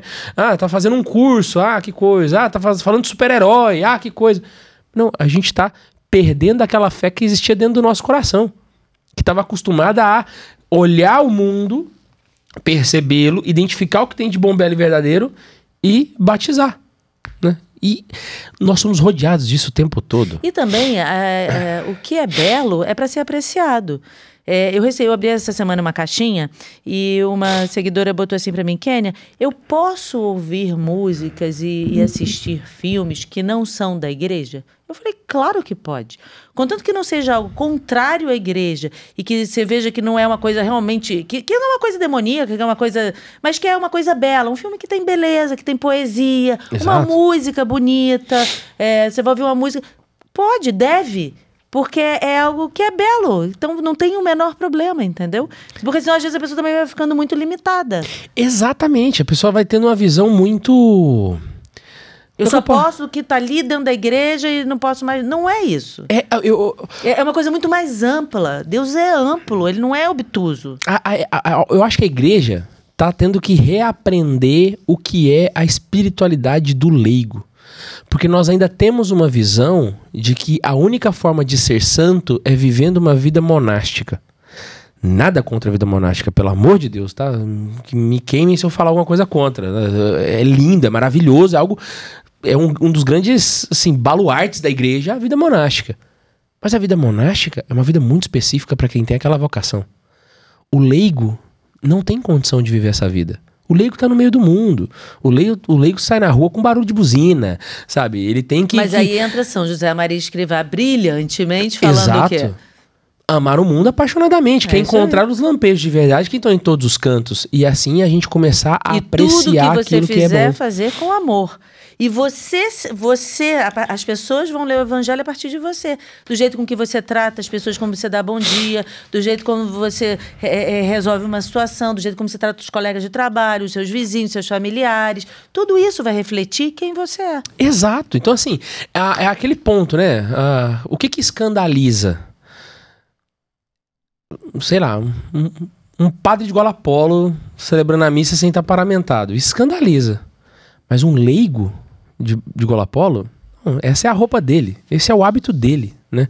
Às vezes a gente não percebe que existe uma espiritualidade leiga e essa espiritualidade, ela é suficiente por si mesma, ela é uma real via de santificação. E entender essa espiritualidade. Eu sou casado e eu uso um sinal para isso do mesmo jeito que um monge usa o seu hábito. E que bispo usa uma cruz peitoral, que você identifica, é um bispo. Exato. Onde é que tá o hábito do Guilherme, né? Onde é que tá o... Tá no meu dedo, né? Eu sou casado. E é isso. Isso significa que eu tenho uma espiritualidade muito própria. E descobrir isso é necessário para quem não tá no mosteiro. Para um monge, talvez assistir o último filme que saiu no cinema seja algo escandaloso. Porque ele é um monge. Ele tá lá no meio do mato, sabe? Para se encontrar com Deus no silêncio. Pra mim não, sabe? É a forma com a qual eu convivo com Deus, na minha vida laical, na minha vida profissional, né? E entender isso é entender a beleza da igreja, que é católica, universal, para todos. E a pessoa tem que entender o seguinte, que quando a pessoa atinge essa dimensão, ela entende que ela leva o evangelho para a vida toda dela. Porque senão fica uma coisa assim, ok, eu aprendi, eu vou para a igreja, eu vou para a missa aos domingos, eu volto, né? Aí aqui, nesse momento que eu rezei, eu sou uma pessoa católica, mas não é isso. É um transformar e você ser um católico 25 horas por dia, nem 24. Quando você acorda, quando você respira, quando você bebe água, quando você não sei o quê, em tudo o seu está refletindo aquilo. Aí eu estou indo uma coisa mais poética. Exato. Entendeu? Tô indo numa coisa mais... Porque você vai refletir a luz de Deus em cada ato que você fizer. Não é que você vai ficar rezando para cada coisa que você fizer, mas um carinho que você faz numa pessoa, um sorriso que você dá para o outro. Enfim, uma série de coisas que você faz ao longo do dia. Oferecer os trabalhos ordinários, né? Eu lembro uma vez que eu recebi uma direção espiritual, foi um conselho que eu nunca pensei que eu poderia fazer isso, né? O padre virou para mim e falou assim, Guilherme, você já imaginou oferecer o seu trabalho pela conversão de alguém? Eu falei, como assim? Ele, então, você vai colocar um horário, vai colocar, olha, hoje de 8 às 9 eu vou trabalhar. E eu vou trabalhar pela conversão do fulano. Como quem reza mesmo. Só que você vai santificar aquele horário de trabalho. Eu falei, gente, pera. Quando a gente passa uma dor muito grande, a gente pode oferecer pelas almas do purgatório. Já passou pela nossa cabeça oferecer uma dor da academia? Parece meio ridículo, eu sei. Mas não. Lê Fátima. Fátima fala disso. Ela fala exatamente. Ofereceis sacrifícios pela conversão dos pecadores. De tudo que puder. De tudo que puder. O que é um sacrifício para você? É ficar num ônibus apertado, em pé, com todo mundo te pressionando e você sacolejando para um lado e para o outro? É você ter que ficar horas numa fila de um banco? É você carregar a sacola pesada do supermercado até em casa? Seja lá qual for. Oferece pela conversão dos pecadores. Exatamente. O problema é que todos nós fazemos isso sem o oferecimento. Não, a gente já faz, já podia estar salvando. Pior, faz e reclama. Exato. Ai, essa sacola tá pesada, que raio, dá vontade de jogar isso, Bertaldo, nem pra vir me buscar aqui de carro, eu vou tacar a sacola na cabeça dele, ainda vai com raiva, entendeu? Então, não, você pode, isso é Fátima, a mensagem de Fátima é muito completa e fala disso. Então você pode, ao longo do seu dia, em vários sacrifícios que você tá fazendo, que você acordar cedo, por exemplo, para ir pra academia. Eu que... E vou. É um sacrifício que eu faço. Oferecer aquilo pela conversão. São José Maria Escrivá falava, né? Fala assim, quando chegares no teu escritório e ver a tua mesa cheio de relatórios e mesa, pense, este é o meu altar. É aqui aonde eu santifico o meu dia, sabe? Eu não sou padre. O padre tem o altar da igreja onde ele celebra a missa. O meu altar é o meu escritório. É onde eu estou... Olha aqui as aspas, tá, gente? Tem muita poesia aqui, viu? É onde eu estou celebrando a minha missa do meu dia. Eu tenho que fazer da melhor forma. Ofício, é isso. Eu tenho que santificar aquilo ali, né? Porque, imagina só, né? Você vai fazer uma cirurgia neurológica, vão abrir a sua cabeça. E aí a pessoa te conta, ó, o médico vai abrir sua cabeça, vai fazer uma cirurgia, só que ao longo da cirurgia, ele vai estar extremamente concentrado rezando o rosário, pensando em cada mistério do rosário. Você vai pra cirurgia? Gente, me perdoa. Eu não vou. Ele tem que estar concentrado nas veias. Eu quero que ele esteja concentrado nas artérias da minha cabeça. Se ele rezou antes, maravilha. Nossa, assim, mas durante a cirurgia... Exatamente. Ofereceu o que vai ser feito ali, Senhor, me ajuda, guia as minhas mãos. Né? Perfeito, mas durante a cirurgia eu quero que ele pense somente na minha cabeça, né? Essa é a questão, né? Isso é transformar seu trabalho em oração. Peraí, neste exato instante eu não estou rezando o terço. Mas neste exato instante, eu vou entregar um trabalho no prazo. Eu vou fazer um orçamento dentro do que é justo. Eu vou devolver um troco que está errado. Eu vou fazer aquilo que é para ser feito e estar naquilo que fazes. Eu vou santificar o meu dia. Isso é trazer Deus onde parecia que ele não estava antes. É verdade. Senão a gente começa a achar que existe a minha vida e existe Deus. Então Deus eu tô na hora do terço, Deus eu tô na hora que eu vou na missa, Deus eu tô na hora que eu... E aí agora eu deixo Deus ali e volto pro meu trabalho. Não. Deus está em todo o meu tempo. Isso, é muito bem, Guilherme. E a gente fazendo isso, quer ver uma coisa que é boba? Onde eu moro, no meu prédio, não tem vaga marcada. Você pode parar onde você quiser, porque tem condomínios que tem, né? Vaga do 101, do 102, do 103, do 1001. Não, lá não tem, você pode parar onde você quiser. Ou seja, se você pode parar onde você quiser, você pode parar onde você quiser. Mas custa você pensar no próximo? E aí é uma questão, aí eu falo uma coisa de você agir de uma forma cristã com teus vizinhos. Você vai deixar um carro parado, que você viajou, o carro vai ficar ali parado. Tem até uma capa em cima que é carro de colecionador. Exatamente nas vagas mais primes, que são aquelas bem de frente para o elevador. Eu toda vez que eu olho, eu falo assim, cara, que pessoa sem consciência. E cheio de vaga um pouco mais... O carro vai ficar parado. E às vezes tem alguém idoso, né? Que precisa parar mais perto. Ou sai com compras pesadas, ou sabe o quê. Eu fico pensando, toda vez eu falo, que pessoa egoísta. Só pensou no umbigo dela. Eu vou parar aqui, não tem vaga. É errado, ele tá errado. Não tá errado. Mas... Entendeu? Falta esse refinamento na alma. Falta esse cuidado. É um refinamento na alma. Alguém talvez não tenha dito isso pra ele, cara. Tem que falar. Mas aí é quando a gente começa a estudar, quando a gente entra no catecismo, quando a gente mergulha na Bíblia, quando a gente vai estudando a vida de Jesus, quando a gente vai se convertendo. Né? Quando tem espiritualidade de verdade, a sua alma fica refinada. E aí você começa a lidar com as coisas. Quer ver uma coisa? Teve aqui com a gente gravando o Álvaro Severo. Você conhece? Sim. Pianista esplendoroso, maravilhoso. Aquele homem tem uma alma refinadíssima. Ele é elegantíssimo. Elegantíssimo na alma. Um homem elegante na alma. Você vê nos mínimos detalhes das coisas que ele fala, do que ele diz. Eu falei, Bertado é um dos homens mais elegantes na alma que eu já conheci. Eu não falei, não. Ele falou que é verdade. Depois do marido dela. Sempre. Ninguém embarra meu marido em nada. Eita, olha lá. E é isso. Quanto mais você reza, quanto mais você se aproxima de Deus, quanto mais você desenvolve a sua espiritualidade, mais refinado na alma você fica. Menos animal nós somos, né? E mais próximos do Senhor a gente fica, né? Isso aqui é o mundo que fica colorido depois que a gente conhece Ele.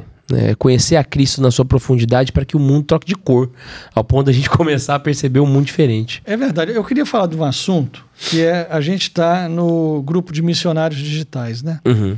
E esse é um grupo mundial, tem missionário digital para tudo que é lado.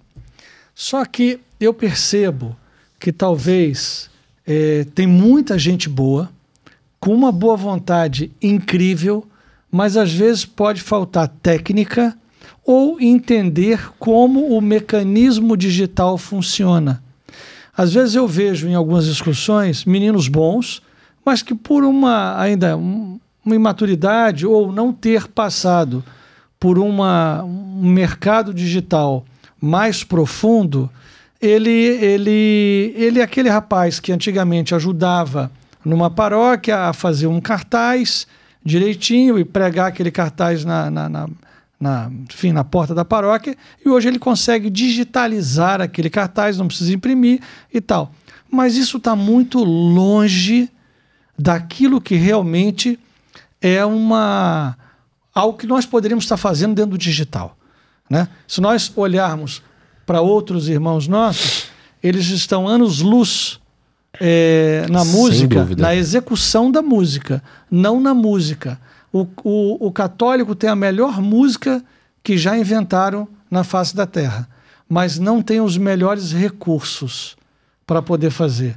Nós não temos os melhores estúdios. Se hoje nós tivéssemos, assim, vamos dizer, 100 grandes talentos, nós não temos nenhum tipo de investimento, nenhum tipo de gravação, nenhum tipo de distribuição, não é? E com isso nós vamos vendo que outros grupos têm e que conseguem chegar bem longe e atrair muitos jovens. Bom, com isso, os missionários digitais também estão no mesmo patamar. A gente vê que, se nós pegarmos hoje os grandes players de Brasil, nós estamos falando basicamente na turma evangélica. E nós temos alguns que estão tentando sobreviver, o caso da Ânima, o teu e tantos outros que a gente vai vendo por aí. Como a gente pode ajudar a esses missionários entenderem? Às vezes eu nas reuniões eu percebo que são, vou fazer uma analogia, bons catequistas que não têm formação. Uhum. São pessoas boas, querem fazer, mas dão opiniões que elas não condizem com a realidade do digital. Como a gente pode fazer, como é que você vê, né, já que você também criou uma boa parte disso, como é que a gente pode ajudar essas pessoas a entenderem o mundo do digital para valer? Uhum. Bertaldo, eu penso o seguinte, é uma frase que eu costumo brincar com meus amigos, amigos de paróquia, né? Deus seja louvado pelo papel crepom, mas chega um momento que ele tem que acabar na igreja. Então, todo mundo passou por um momento da igreja que a igreja está lá o salão da igreja está enfeitado de papel crepom, as Nossa Senhora de EVA. Deus seja louvado por aquilo. Gente, amei isso. Mas tem que chegar um momento que aquilo tem que acabar, sabe? Então, assim, quando nós começamos no Santa Carona, eu falei pra você, era um Moto G1 que eu tinha colocado ali e beleza. Mas eu olhava para aquele Moto G1 com um misto de gratidão e ódio, porque eu era grato a Deus por ele, mas um ódio, assim, esse negócio tem que mudar, vou ter que comprar uma câmera melhor. Já viu aquele vídeo do Clóvis de Barros, né, que fala assim, falta brilho? Às vezes falta o brilho de você olhar e falar assim, não, tá.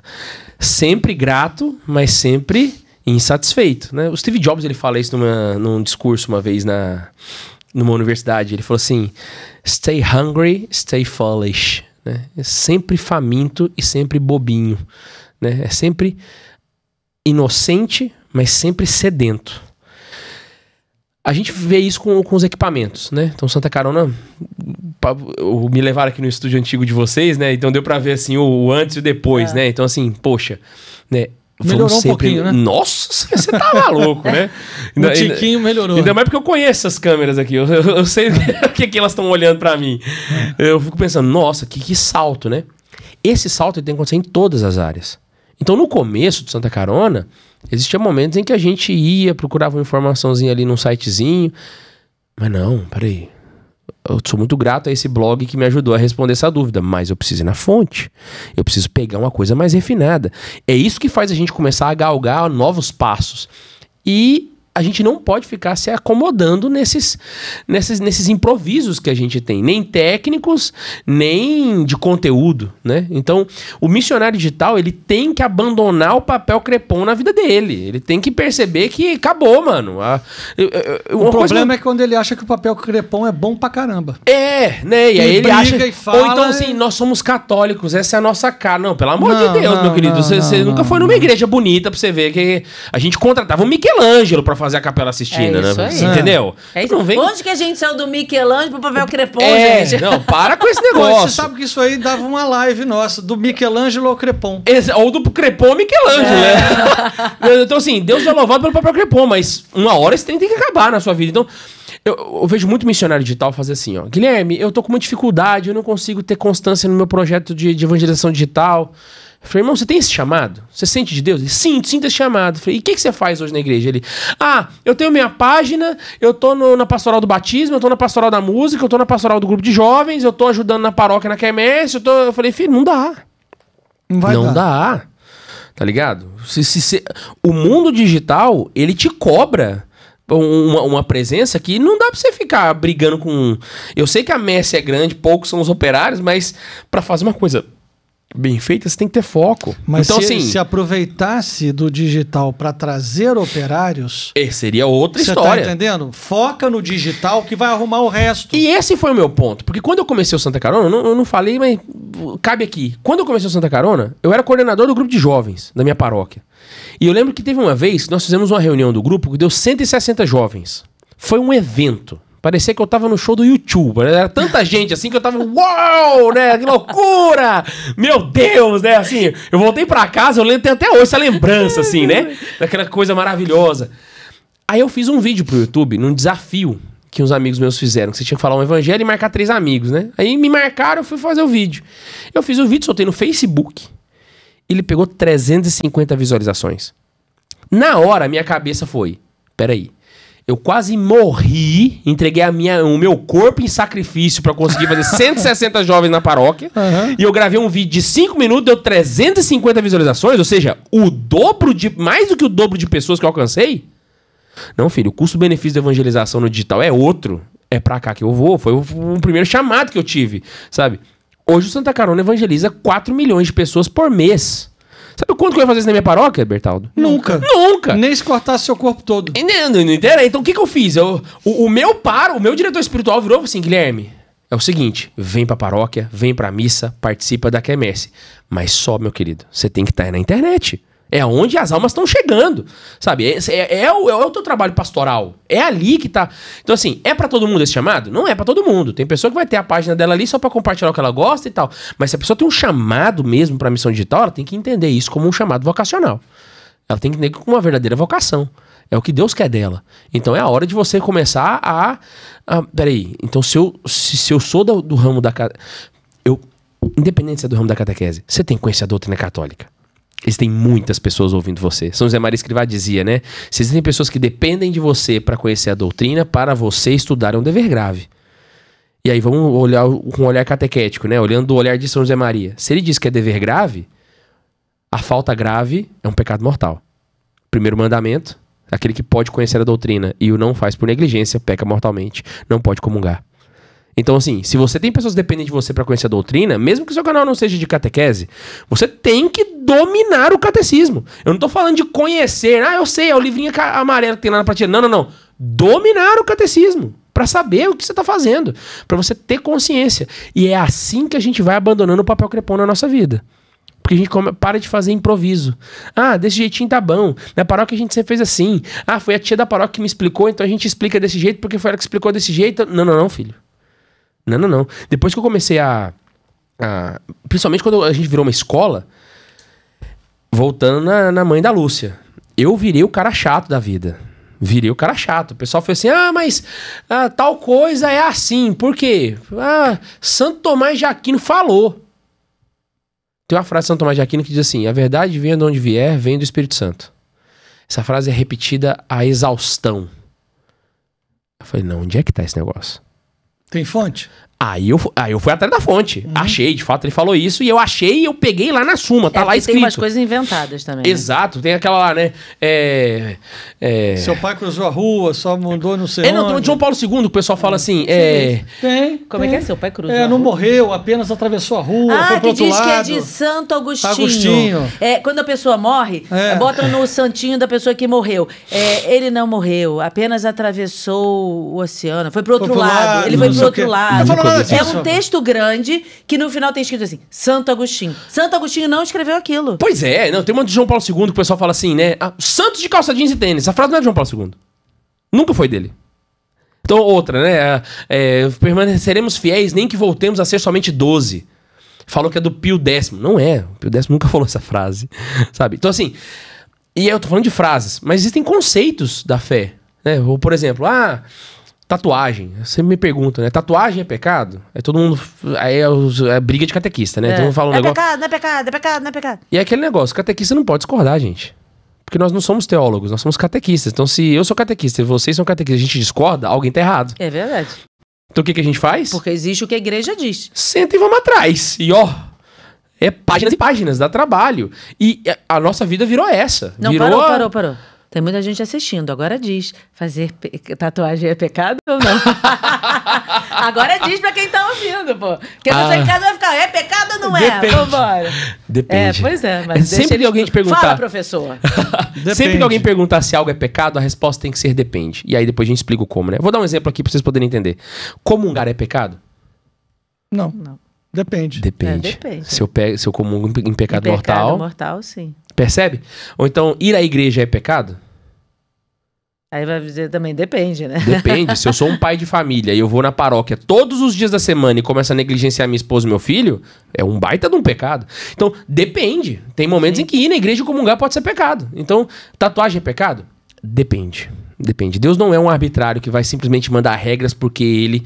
Então, quando você vai lá em Levítico, que fala para não fazer incisões, ele tá falando de cultos de adoração.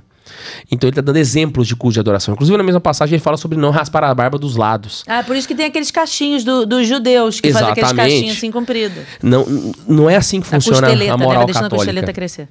Depende do que você está tatuando e onde você está tatuando. Então, por exemplo... E pra quê? Exato. Existem desenhos que são pecaminosos. Sim, mas o desenho é um demônio. Ou um desenho lascivo, né? Também vai ser alguma coisa assim. Ou um desenho que pertence a um grupo que te identifica... Ou que você é de um determinado, como tem hoje, umas meninas que tatuam tantas coisas e que você já sabe do que aquilo ali significa. Exatamente. Falar que pra quem não tá entendendo, se ela desenhou um foguinho, significa... Não, eu tô falando o seguinte, tem muita menina do job que hoje coloca... Parou, do job não, prostituta. Porque o do job é um subterfúgio Se você falar prostituta, as pessoas não vão... Elas vão pra uma outra classe... de pessoas que estão fazendo isso. Bom, você tem razão. As do job são diferenciadas, mas fazem a mesma coisa do que as outras. Só que tem determinadas tatuagens que você diz, aquela ali é, aquela ali é, aquela ali é, aquela ali é, entendeu? É tipo isso. Criminoso na prisão, né? Se tem um palhaço... O palhaço é que já matou 5 pessoas. Exato. Fez não sei o que, fez aquilo. São exemplos de tatuagens que são pecado, obviamente. Mas assim... Quero tatuar o nome da minha mãe. Minha mãe faleceu tem 2 anos. Quero tatuar ela no meu antebraço. Gente, pelo amor de Deus, um pouco de bom senso, né? É o nome da mãe do cara. Vou desenhar uma flor. Ou então outro ponto. Uma flor. Aí, por exemplo, a flor. Flor é pecado? Depende. Sim. Onde? Também hoje. Entendeu? Porque eu posso fazer a tatuagem pra poder chamar a atenção pra uma área do meu corpo que é ilícita. A pessoa vai botar aqui no meio do peito, pra quando botar o biquíni, a pessoa ficar olhando pra flor. Aí... Exato. Então assim, a pessoa, sei lá, colocou uma tatuagem da mãe no antebraço numa homenagem. A pessoa reconstruiu uma mama e colocou a tatuagem. Muito bem observado. Pra poder elevar a autoestima. Nenhum pecado. Não é nenhum pecado. É igual a pessoa pergunta uma vez, perguntaram assim, Guilherme, prótese de silicone é pecado? Eu falei, depende. Existem situações em que a prótese de silicone, ela é necessária. Uma mulher que teve câncer. Teve que reconstruir, faz parte da dignidade da mulher aquilo. Ou até mesmo uma mulher que depois de amamentar os seus filhos, o peito foi lá no pé e ela quer elevar a autoestima dela. Agora, não, mas a mulher quer pra botar um decotão e ficar desfilando as suas próteses. É outra história. Então, assim, a moral católica ela é muito complexa por causa disso. E dá trabalho. A resposta correta dá trabalho. Né? Eu podia simplesmente fazer assim, é pecado mesmo. É a resposta mais fácil. Mais rápida. Exatamente. Aí eu caio naquela do Guilherme de Ockham, né? A resposta mais fácil é sempre a verdadeira. Isso que é um erro gravíssimo na filosofia, né? Então, assim, a gente não pode cair nessa, né? Então, é aprender do jeito certo. Então, tatuagem de pecado? Tem que ir lá na fonte. Entende? Tal coisa, fulano falou, contexto. Tem que ir na fonte. E aí você começa a perceber também que o católico, às vezes, ele acredita muito por nome. Mas foi o padre fulano que disse. E na teologia... O padre fulano, irmão, não importa. Não importa é a verdade, entendeu? Eu vou dar exemplos. Você vai encontrar Santo Tomás de Aquino falando contra a Imaculada Conceição. Existe textos dele falando contra a Imaculada. Não era dogma na época, tá? Então, ele era contra esse dogma. Na época ele podia, não foi herege, tá? Porque não tinha um consenso ainda. Mas, obviamente, hoje, depois, com a história, a gente percebe que ele estava equivocado. Santo Tomás de Aquino também dizia que a alma entrava no corpo depois de alguns meses da gestação. E depois a igreja entendeu que não. Então, eu estou mostrando 2 equívocos. Isso não reduz em nada a Santo Tomás de Aquino, que é o mais santo entre os doutos e o mais douto entre os santos. Mas para vocês perceberem que não existe ninguém infalível fora o magistério. Ninguém. Então você tem que ir no magistério, tem que pesquisar na fonte. Mas explica para as pessoas que estão vendo o que é o magistério, para elas entenderem. Quando a gente fala em magistério. Então o que é esse tal de magistério? O que é o magistério? Vai pensar que é o magistrado. Não. O magistério, ele é o Romano Pontífice e o colégio dos bispos em comunhão com ele, quando fala de fé e moral. Então eu estou falando do Papa e dos bispos colegiadamente, ou seja, o coletivo deles, um bispo sozinho não faz verão, tá? Tem que ser todos eles em comunhão com o Papa, falando alguma coisa sobre a fé. Certo? Então, quando a igreja proclama que Maria é a Imaculada Conceição, né? Ela foi concebida sem pecado, aquilo ali é um ato magisterial. Então, quando a igreja ensina através das suas cartas, através das suas bulas, através de várias formas, né? Das catequeses que o Papa ensina, ela é um ensino magisterial. Então, nós temos que pegar aquilo ali diferentemente dos demais escritos da igreja. Porque às vezes a gente pega, né? E pensa que, um santo falou, então como ele é santo, canonizado, tudo que ele disse está correto. Não é verdade isso. Não é verdade isso. Outro exemplo, né? Uma santa que eu gosto, porque é bom falar que eu gosto e explicar que eu gosto, porque o pessoal acha que depois eu tô falando mal dela. Não tô, tá, gente? Mas Santa Faustina tem uma frase que ela fala assim: o atributo mais perfeito de Deus é a misericórdia. Essa frase tá errada. Porque Deus tem todos os seus atributos em perfeição.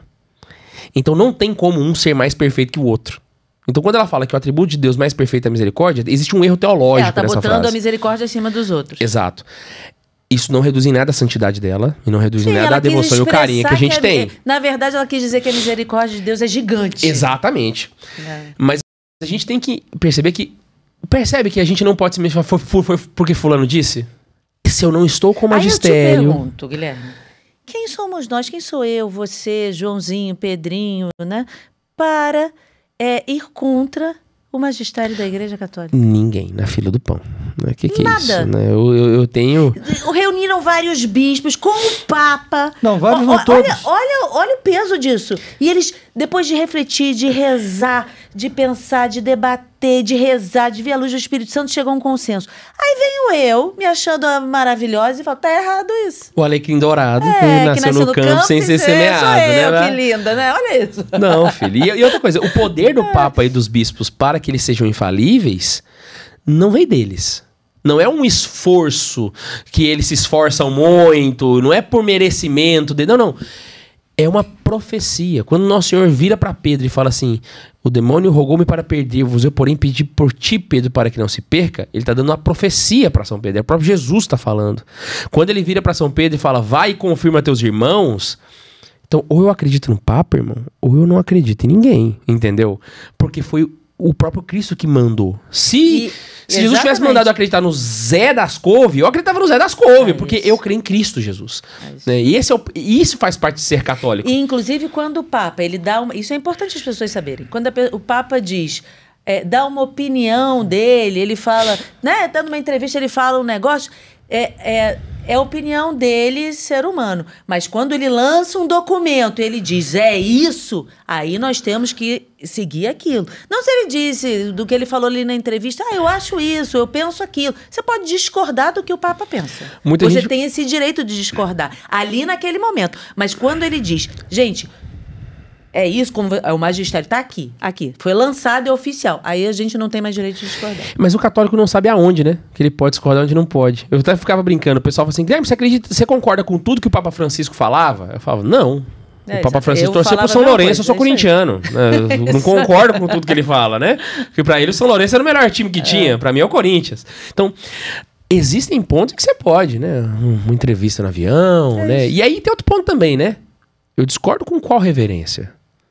Eu tô falando de quem? Exatamente. Eu tô falando do Romano Pontífice, né? Então, assim, antes de eu falar alguma coisa, eu tenho 5, 6 páginas de...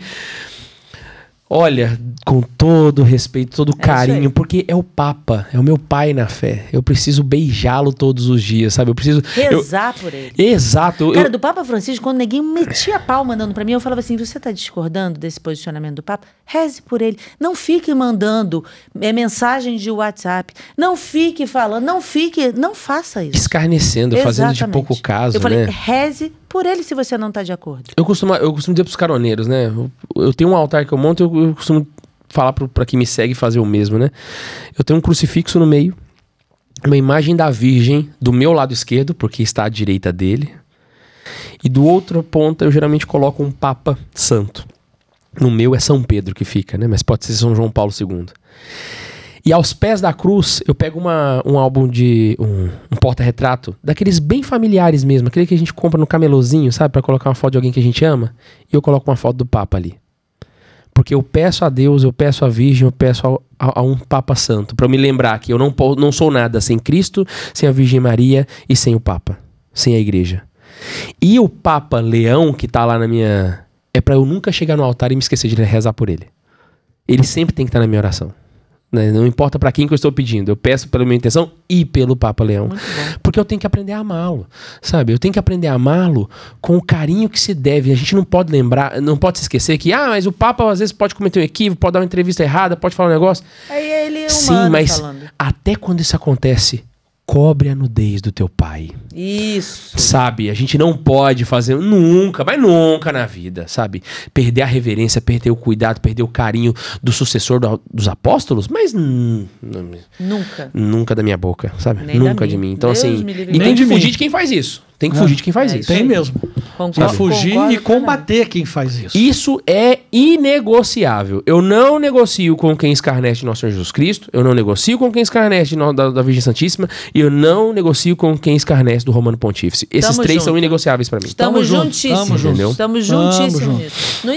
Não existe igreja católica longe da Sé de Pedro. Acabou. Não existe. É isso. Não existe. Fica junto com o Papa que não erra. Vai fazer outra coisa na vida, né? Se não quiser estar junto com o Papa, vai fazer outra coisa. Mas abre uma igreja. Católico não dá. Numa esquina aí, não sei. Isso aí, Lutero já fez isso há muito tempo. Exatamente. Você precisa chegar um pouquinho pra cá. Tá joia. O seu microfone. O meu microfone? Não, porque já arrumou. Você foi chegando e apertando. Eu fui andando pra lá, né? E o seu quadro lá atrás tá diminuto. Tá tranquilo. E você desde pequeno é católico? Eu era católico de BGE. Eu comecei na igreja, a minha avó me chamava pra ir na missa, eu achava muito chato, né? Era uma coisa assim. Eu tive um encontro pessoal com Jesus com 14 anos de idade. E quem pregou pra mim, assim, a minha família era católica, mas não era católica de ir na missa sempre, era uma coisa meio, né, no máximo a minha avó. Quem fala de Jesus pra mim de um jeito diferente é meu pai. Só que meu pai é evangélico. Uai, meu pai se converteu. Agora pegou. Meu pai se converteu, né? E meu pai, ele... Eu sempre tive uma admiração muito grande pelo meu pai, porque meu pai ele trabalhava com tuning de carros. Então, sabe aqueles... Quê?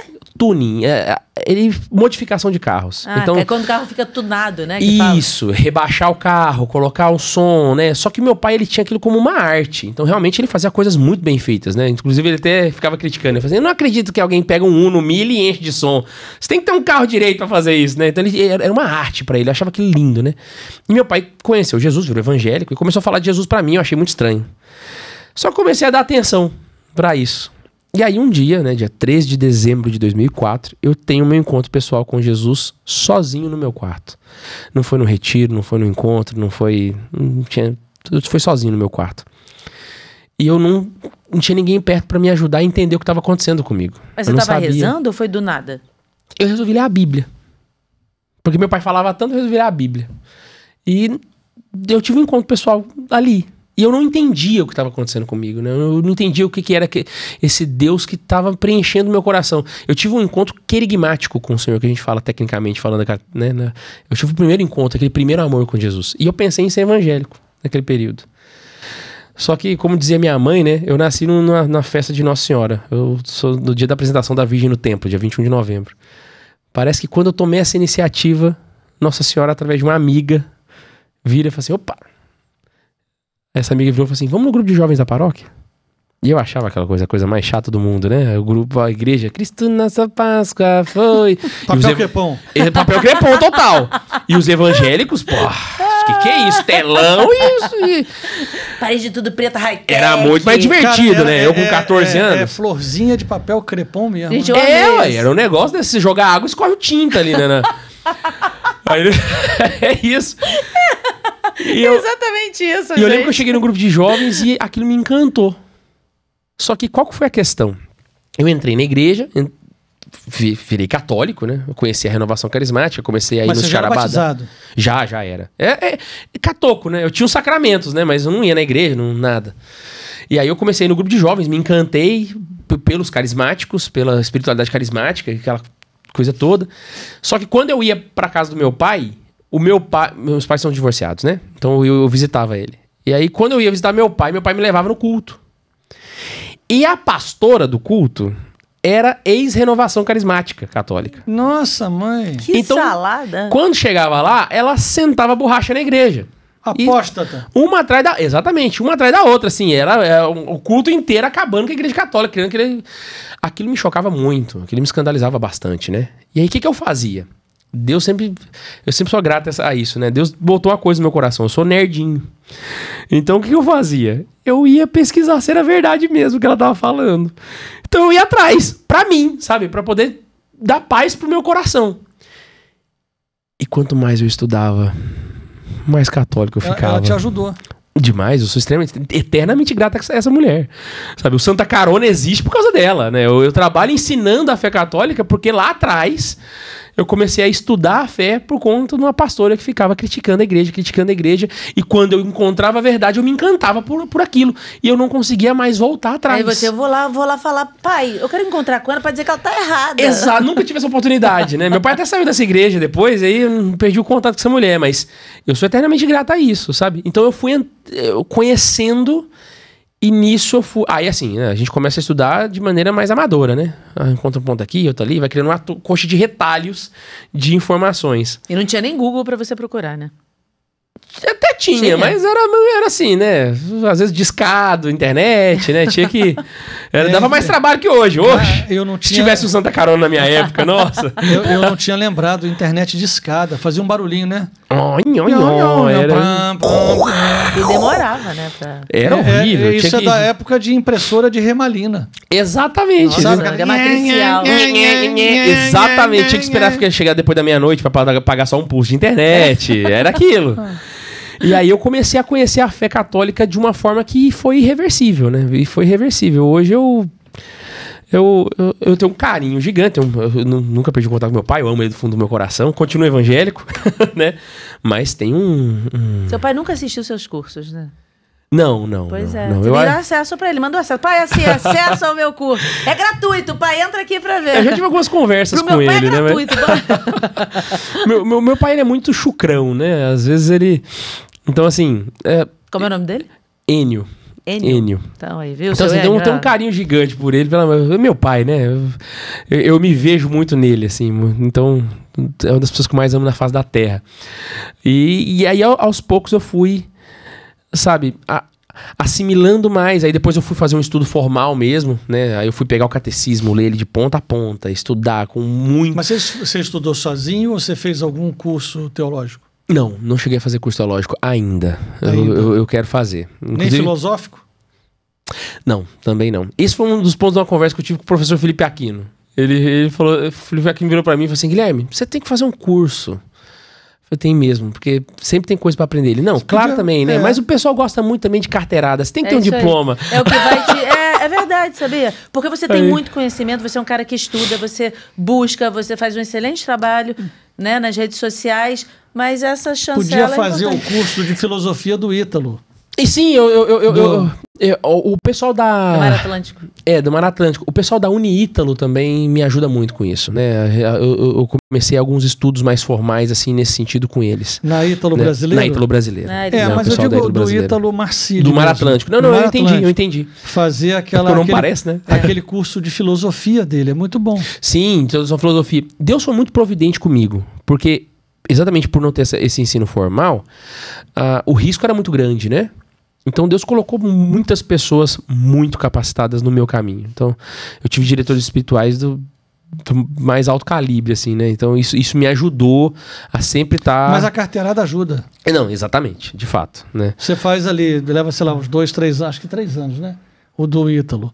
Aí, pronto, já tem carteira de filósofo. E é online, Exato. você vai fazer no tempo que você consegue. E Você vai organizando. excelente. Não, todo mundo fala, todo mundo comenta. É uma coisa assim. Excelente. Uma vez um diretor meu falou, né? Assim, Guilherme, é exatamente por conta disso. Porque diploma por diploma, Leonardo Boff tem, né? Então a gente. Então a gente tem que realmente, assim, né? Muito bom. Não é desprezando, assim, o ensino formal, mas é porque a gente tem que ter noção também que o. Mas, de fato, é uma coisa. Eu quero muito mais por esse ponto, né? Preencher as arestas que faltam ainda no nível teológico filosófico. Porque, por isso que nós somos escola de catequese, não de teologia. Porque a teologia demandaria essa formação mais formal. A catequese, ela está sempre garantida no magistério. Voltamos na fonte e encontramos aquilo do jeito que está ensinado. E aí, então assim... Mas não perde nada por fazer a filosofia dessa, não, cara. Não, eu sei. Vai ajudar imensamente. Exatamente. Quisera eu ter tempo. Até porque você tem a cabeça muito boa. Você acha? Que bom. Você tem a cabeça boa. Não Obrigado. parece ter TDAH, não. É sério, é verdade. O seu pensamento é muito bom. Você consegue conectar as coisas de uma forma muito rápida, muito lógica, com muita lógica, com muita coerência. Você é muito coerente em toda a sua fala. Então, assim, você tem um bom pensamento. Obrigado. É verdade. Os seus cursos devem ser muito bons. O seu perfil é muito bom. Eu gosto dos seus vídeos. Eu sigo os seus vídeos. Acho que são realmente muito bons, ajudam muitas pessoas. Então, assim, é só uma questão mesmo de fechar. Formalizar. É o que o Felipe Aquino falou, né? Você precisa para ter aquela... E outra coisa, o Felipe Aquino já precisa, ele deve ter, mas ele precisa de sucessores, né? É preciso criar isso. Isso é o que eu falei a você. Ele cansa de estar na internet ela falando, ele é muito bom. Ele é muito bom, ele é uma graça. Mas também não... Né? E também, mas ele sozinho também não dá conta. Não, de fato. De tanta gente que tem que pegar. Ele precisa de mais pessoas como ele. No dia que a gente se encontrou, foi eu e o Alan, que teve aqui com vocês, nós fomos na casa dele tomar um café, né? Não foi gravar vídeo, não foi nada. A gente foi literalmente tomar café com o Felipe Aquino, né? E a sensação que a gente tinha é que a gente tava de frente com um pai nosso, assim, né? Porque, um mestre, né? É a inspiração que a gente tem. E eu não tenho nenhum escrúpulo em dizer que eu devo o caminho que eu trilho graças a ele. O caminho que eu trilho já tem pegadas, as pegadas do professor Felipe Aquino, né? Então, assim... Ele é muito bom. Ele é muito bom, ele é um leigo, né? E assim, o trabalho da escola da fé é basicamente o trabalho que a gente faz hoje no Santa Carona também, né? É claro que cada um com o seu jeito, com o seu estilo, né? Mas foi trilhando os passos dele. Seria extremamente injusto da minha parte não mencioná-lo sempre, né? Quando falar do meu trabalho e do que eu faço. A gente gosta dele imensamente também. Guilherme, muito bom, viu? Muito obrigado. Gente, vocês que estão assistindo, que ainda não seguem, sigam, facinho, Santa Carona. Mais fácil que isso não tem. Não tem ponto, não tem arroba, não tem nada. Não tem nada, é Santa Carona. Vai pegar essa carona maravilhosa e aprender tantas coisas boas. E também, vejam todos os cursos, se matriculem nos cursos, que são 3, né? Como é que fala o nome dos 3? Catequese com Farofa, que é o de Catecismo, o Vox Fidei, que é de Sagrada Escritura, e o Método Coca, que é para aprender a estudar. Para quem quer aprender a desenvolver técnicas de estudo. E quem se sente meio desperto, não vou conseguir. Começa pelo método Coca. Exato. Não é? Porque daí vai centrar o pensamento e depois vai para os outros 2. É menorzinho e ajuda a botar as coisas no eixo. Maravilha. E tá tudo isso lá no perfil do Santa Carona, encontra? Isso. Tanto no YouTube quanto no Instagram. Ótimo. Santa Carona tudo junto. Tá fácil de achar. Maravilha. Então, não esqueça também de se inscrever no canal da Ânima, que você aprende muito. Vê muita gente boa aqui, né? Então, inscreva-se no canal, por favor. Tá bom? Muitíssimo obrigada. Muito obrigado. Guilherme? Eu que agradeço o convite. Multiplique aí, que seu trabalho cresça muito, cada vez mais, tá? Amém. Vai ser sempre um prazer. Podem contar comigo sempre. Obrigado. Obrigada. E você com a gente. Gente, um beijo e até a próxima. Tchau. Bertaldinho sempre azul, hein? Valeu.